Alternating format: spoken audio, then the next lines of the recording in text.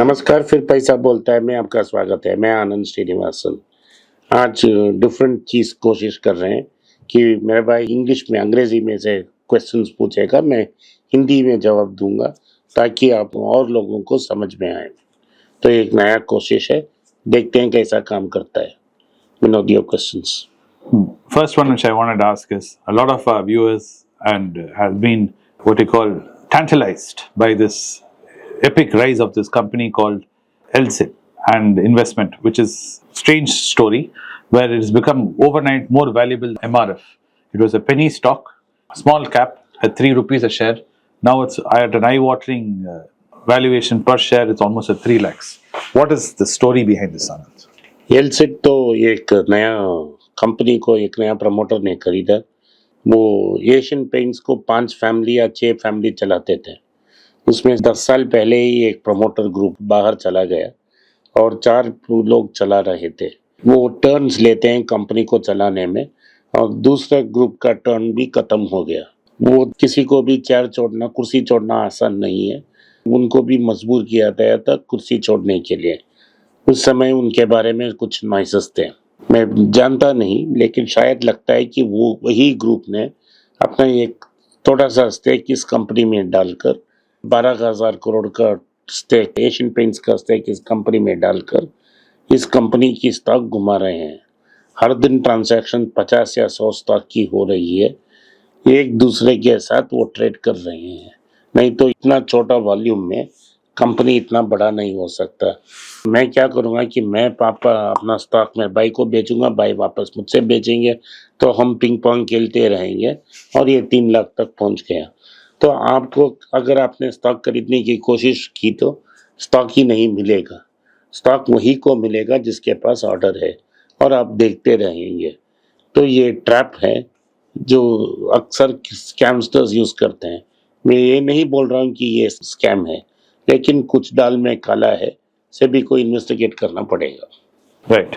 And we should warn our viewers against, there might be other people who will say, see, this company became like this. I know 5 other companies, because they'll start getting calls and SMS. तो आपको SMS और calls मिलेगा कि इस company को मैंने call दिया था, ऐसे मेरे पास 5-6 कंपनियां हैं, आप इसमें पैसा लगाएं तो आपको यही रिटर्न्स मिलेगा। मेरा कैमरामैन भी मुझसे पूछ रहा था। और दूसरी चीज़ है, जो एशियन पेंट्स हैं उनका मार्केट शेयर 53% है ऑर्गेनाइज मार्केट में, लेकिन paint market largely unorganised market है। दूसरा चीज़ है कि अभी कंपटीशन बढ़ गया है, बिरलास भी अंदर आ चुके हैं। इंडिगो पेंट्स एक नया कंपनी वो मार्केट शेयर बिल्डअप कर रही है और JSW भी इस मार्केट में है और लगता है पिडिलाइट भी इस मार्केट में एंटर करेंगे। अक्सो नोबल जो ड्यूलेक्स की ओनर है, भारत में 16% उनकी मार्केट शेयर है। वो भारत से बाहर जाना चाहते हैं क्योंकि कंपटीशन बहुत हो गई है, मार्जिन्स अच्छे नहीं हैं। तो उनकी जो पेंट्स हैं ड्यूलेक्स और अदर प्रीमियम ब्रांड्स वो सेल के लिए हैं। JSW, अदानी और आदित्य बिरला उसको खरीदने की कोशिश करेंगे। अगर वो आदित्य बिरला के हाथ में लग गया, इमीडिएटली उनका मार्केट शेयर 20% तक हो जाएगा और उनके पास डिस्ट्रीब्यूशन चैनल भी है। अदानी के पास भी वही डिस्ट्रीब्यूशन चैनल है जहाँ से ये पेंट डिस्ट्रीब्यूट हो सकता है। तो ओवरऑल द अंडरवैल्यूइंग, एलसिट का अंडरवैल्यूइंग एसेट जो है वही प्रेशर में है। पिछले 3 साल में एशियन पेंट्स किधर भी नहीं गया है। तो आप इन सच स्टॉक से सावधान रहें और जो टिप्स दे रहे हैं उनसे भी बचे रहें। Okay, next question comes that from 2021 to 2024, FIIs have been net sellers. From 21, they were at 91,000 crores. Then they were at 2,78,000 crores the following year. Then 2023, they were 16,000 crores, all selling. And so far this year, they have sold 2,41,000 crores.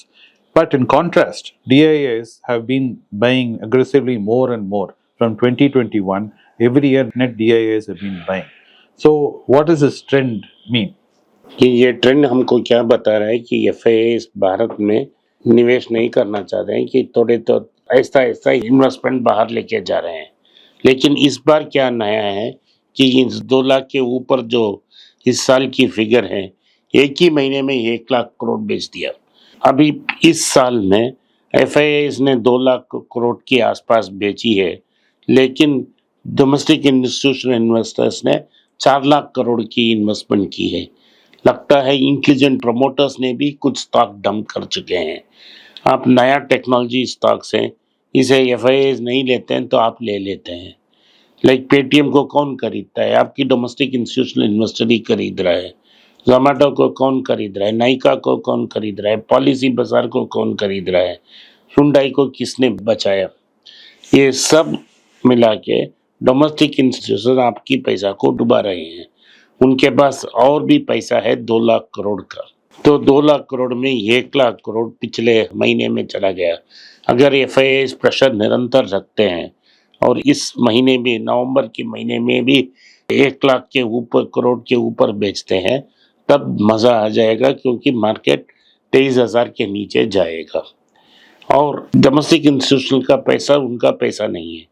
जो mutual fund में आप लोग लगा रहे हैं, वही पैसा उधर जा रहा है। आप क्यों उधर डाल रहे हैं म्यूचुअल फंड्स में? आपको बैंक्स में अच्छी एफडी रिटर्न्स नहीं मिल रही है, और जो अपने keeping up with the Jones हम बोलते हैं, तो आपकी जो नेबर्स हैं वो पैसा कमा रहे हैं, तो आपको खुजली लगती है कि आपकी नेबर ने पैसा बना लिया, हमने नहीं बनाया, तो आप भी एंटर कर रहे हैं। जैसा ये इन्वेस्टमेंट फिलॉसफी है, wise man do first what fools do last, Buffett का स्टेटमेंट है। बुद्धिजीवी वो करते हैं, पहले करते हैं, और मूर्ख बुद्धिजीवी को फॉलो कर कर आखिर में करते हैं। तो अगर आपने पिछले 2 साल में मार्केट में पैसा डाला है और ये करेक्शन बेयर मार्केट में बन गया, आप सबको लॉस होगा, तो आप पैसा नहीं लगाओगे, तो एक नेगेटिव फीडबैक लूप सेट हो सकता है। अगर जो रिटेल इन्वेस्टर है म्यूचुअल फंड को पैसा देना बंद कर दिया, तो ये मार्केट जल्दी गिर जाएगा अगले साल। लेकिन ये कंडीशनल है, हम कंफर्म नहीं बता सकते हैं, जब होगा हम देखेंगे। Recently, there was a think tank event where our finance minister was asked this question: what's holding investors back? And she seems to have been expressing some frustration, saying, going by textbook, where economic activities are good and robust and dynamic money flows, that's a normal textbook assumption. I want to ask, where are the investable funds? Where are the investors? What are they looking at? What's holding them back? She expressed frustration, though, that India looks ripe, foreign investment is not flowing in.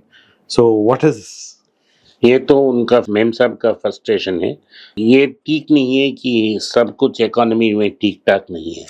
Bharat की economy में polarisation हो रही है, के shape recovery के ऊपर हो रही है। जो अमीर हैं वो ऑलरेडी और अमीर हो रहे हैं, और जो मिडिल क्लास और श्रेणी के हैं, गरीब हैं, वो और गरीब हो रहे हैं। तो सुरेश नारायण जो नेस्ले के चेयरमैन एंड मैनेजिंग डायरेक्टर हैं, उन्होंने एक इंटरव्यू में बोला था कि श्रिंकिंग मिडिल क्लास श्रिंक हो रही है। अगर मिडिल क्लास श्रिंक हो रही है, वो सामान खरीद नहीं पा रही है, तो अगर कंज्यूमर प्रोडक्ट्स के लिए डिमांड नीचे आ रही है, वो क्यों न्यू फैक्ट्रीज लगाएंगे? न्यू फैक्ट्रीज नहीं लगाएंगे। बाटा का सेल्स डिसअपॉइंटिंग है। बाटा प्रीमियम प्रोडक्ट्स बिक रहा है, नॉर्मल प्रोडक्ट्स नहीं बिक रहा है।